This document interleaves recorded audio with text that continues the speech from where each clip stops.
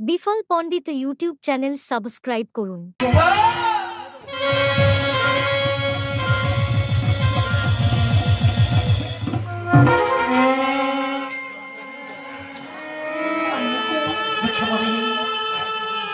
চাচিকে দেখি তুমি এমন ভাবে স্থির হয়ে বসে পড়লে কেন? ওরে বাবা, তুমি কি ভাবছো আমি জানি।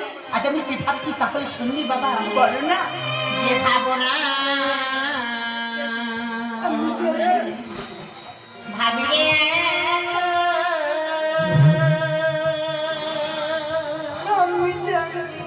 আমি বলবো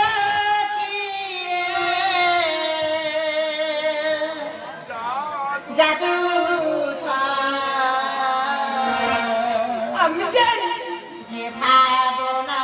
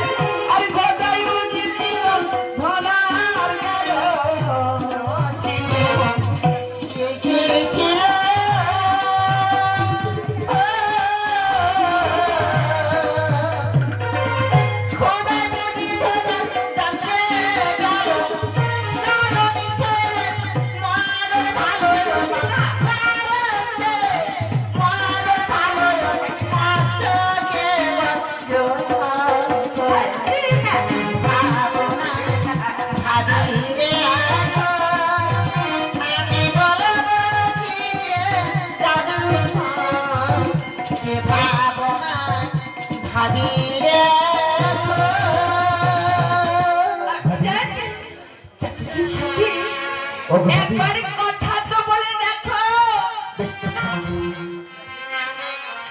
ওগো ভাবি, আজ আমি তোমার বাকুলে এসেছি। ভাইজান, তোমরা সব ভালো আছো? ভাইজান, এতদিনের পরে এই ভাবির কথা, দুঃখে মনের কথা মনে পড়েছে। জানি ভাবি, জানি বাকুলে ছিল, তুমি চলে এসছো। আমি জানি ভাবি, তোমার এতই অভিমান, এত দুঃখে কষ্টে দিন চলে যায় ভাবি। একবারে দুঃখের কথাটা আমাকে জানাতে পারবে না? ভাইজান, এতই অভিমান তোমার ভাবি। ভাইজান, আমি ভালো আছি ভাবি। ভাইজান, ভালো আছো ভাবি?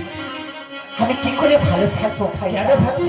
দেখো ভাইজান, যেদিন তোমার ভাইজান ইন্তকাল করেছে কবরের মধ্যে, সেদিন তোমাদের তাড়িয়ে দিয়েছিলে। আজ কি মনে করে, আজ কি মনে করে দেখতে এসেছো এই ভাবি? ভাবি, কি মনে করে দেখতে এসেছো এই দুঃখে মনে? ভাবি, ভাইজান, জানি ভাবি, জানি। আজ আমি অতীতের কথা ভুলে গিয়ে আজ আমি তোমার কাছে এসেছি। কেন জানো ভাবি? বলো ভাইজান, বলো। আমি যাচ্ছি চৈত্র মাসে বাধা বলে মহল করতে হবে। এটা ভালো কথা ভাইজান। শোনো ভাবি, শোনো। আমি লোকমুখে শুনলাম তোমাদের দুঃখে কষ্ট দিনে চলে যায় ভাইজান। তাই আমি এসেছি কিছু জানো ভাবি? বলো ভাইজান। একটু লোক কম পড়ার জন্য হাজার দুঃখের কথা মনে পড়ে যায় ভাইজান, তাই আমি মনস্থির করেছিলাম দুঃখীকে যদি আমি নিয়ে যাই চৈত্র মাসে বাধা বলে মহল করতে। তোমাদের দুঃখ কষ্ট থাকবে না ভাবি, হয়ে যাবে ভাবি। আজ আমার বাংলা থেকে তুমি ফিরে যাও ভাবি, দানা পানি না চুললে সুখে মনে রবে মহলে পাঠাবো না। তুমি ফিরে যাও ভাইজান আমার ঘরে, ভাইজানের না। এতই অভিমান, বেশ আজ আবার তাড়িয়ে দিয়েছ। ফিরে যাও। বেশ ভাবি বেশ, দুঃখ নেই ভাবি। আজ আমি তোমার কথা শুনে তোমার বাকুল আমি পরিত্যাগ করে চলে গেলাম ভাবি। আর কোনদিন আসবো না ভাবি। দুঃখ কষ্ট হতে মোচন করতে ভাবি আমি চলে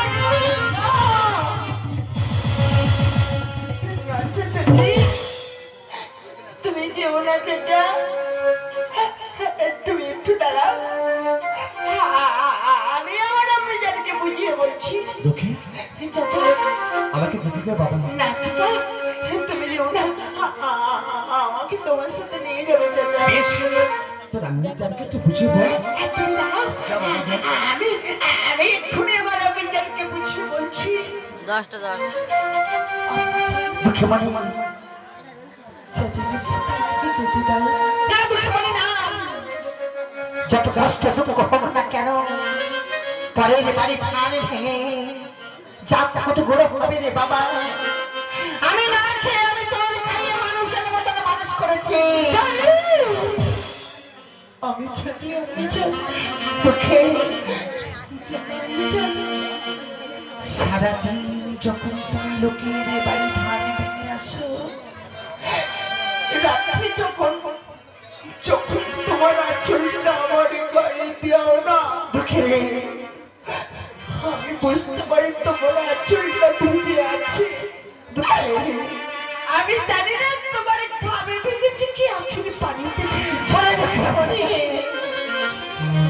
যাস না বাবা, তখন না আমি জানি আমার এই বুকে আমার ভাবি। সে তো ঠিকই কথা বলেছে ভাবি।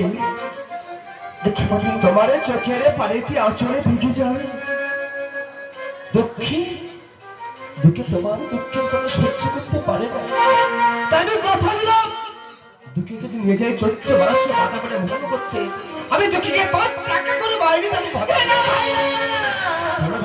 আমি চাই না। আরো কথা আছে, আমি কথা দিলাম মহাযাত্রা থেকে ফিরে এসে আমি কথা দিলাম চাম্পা মার সঙ্গে দুঃখীকে আমি সাথে দিয়ে দেবো। যত কষ্ট দুঃখ হোক না কেন, এই দুঃখে সাহায্য আমার আর কেউ নেই ভাইজান। তুমি ফিরে যাও, আমার বাকুল থেকে তুমি ফিরে যাও।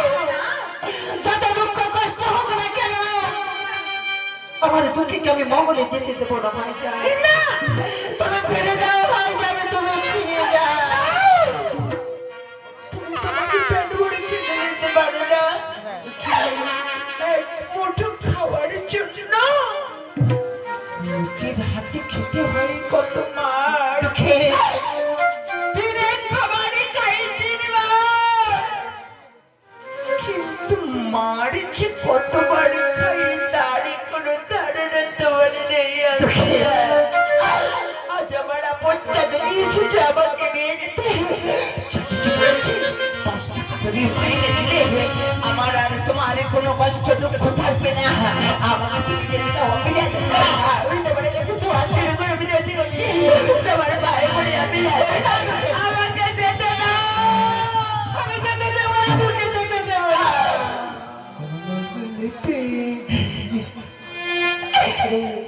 আজ যাই জানো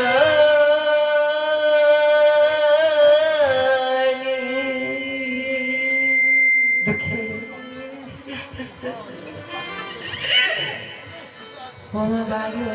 করো না গো তুমি, বলেতে যাই গো আমি, বারণি করো না গো। আমি তো যেতে যাবো না, বলেতে বারণ করো না গো তুমি, আর মহলেতে যাই গো আমি।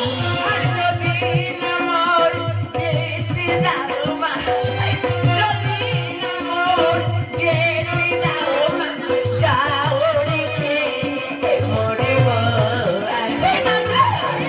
মহলেতে যাই গো আমি, বারণ করো না গো তুমি